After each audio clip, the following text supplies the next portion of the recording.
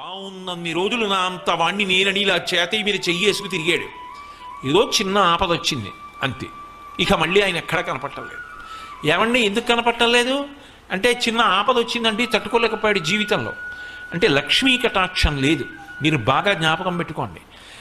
కాల్చిన తరువాత శోభ కలిగినట్టు కష్టం వచ్చిన తరువాత నిలదొక్కుకు నిలబడగలిగిన శక్తి ఎవరికి వస్తుంది అంటే, ఆ తల్లి యొక్క అనుగ్రహం ఎవరికి ఉందో వారికి వస్తుంది.